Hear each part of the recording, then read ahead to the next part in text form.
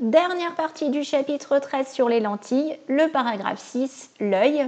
Alors on vous a mis ici un schéma simplifié de l'œil, simplifié parce que toutes les parties ne sont pas représentées. On vous a représenté simplement les 3 parties principales qui permettent d'expliquer le fonctionnement optique de l'œil.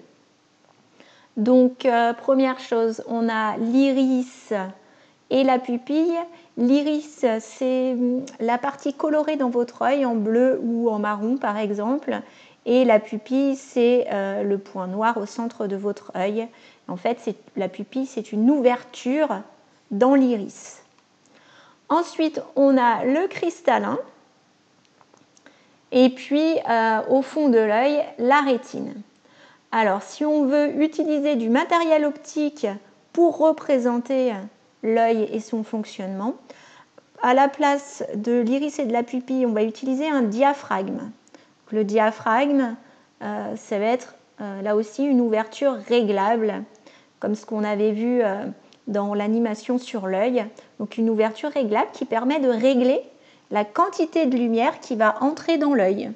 Donc par exemple, si vous êtes dans une pièce où c'est presque l'obscurité, votre pupille va s'ouvrir en grand pour laisser entrer le maximum de lumière pour réussir à voir le mieux possible.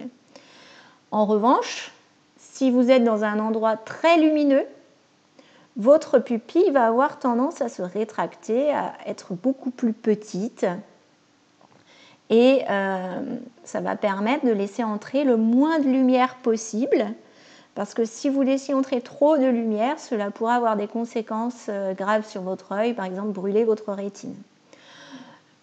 Donc voilà pour le fonctionnement de la pupille et de l'iris qui peuvent être représentés par un diaphragme. Ensuite, on a donc le cristallin qui va se comporter comme une lentille convergente. D'ailleurs, on le remarque à sa forme, il a la forme d'une lentille convergente. On avait vu dans l'animation que si on le plaçait devant un texte, ça permettait de grossir les objets proches.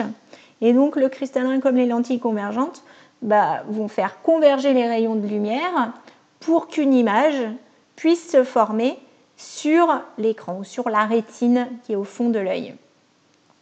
Donc, ce qu'il faut savoir, c'est que si vous regardez un objet très lointain, votre cristallin est au repos, donc il va être relativement fin. Par contre, dès que vous avez besoin de regarder un objet qui est plus proche, votre cristallin va se bomber. Donc il va devenir plus gros en son centre, plus large en son centre, et ce qui va permettre de faire converger les rayons de lumière plus proches de lui et d'avoir l'image qui va se former sur la rétine. Il faut toujours, pour avoir une vision nette, que l'image se forme sur la rétine. Par exemple, chez les personnes hypermétropes et les personnes myopes, le problème qu'ils ont, c'est que leur cristallin est soit trop convergent, soit pas assez, et donc l'image va se former un petit peu avant ou un petit peu après la rétine.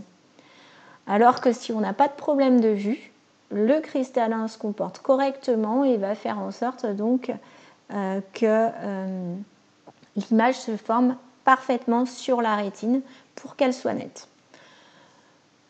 Et donc, quand l'image se forme sur la rétine, vous avez des cellules photoréceptrices qui vont donc permettre de transformer l'image en message nerveux qui sera plus tard interprété par le cerveau. À propos de l'image qui se forme sur la rétine, autre chose, c'est que comme avec les lentilles convergentes, on avait vu que l'image qui se forme, elle est renversée. Donc, c'est à notre cerveau d'interpréter pour, en quelque sorte, redresser l'image. Voilà, j'espère que vous avez bien compris ce chapitre. On fera peut-être une séance de révision ensemble, suivie d'un QCM, pour vérifier que, justement, vos connaissances sont bien acquises. Au revoir.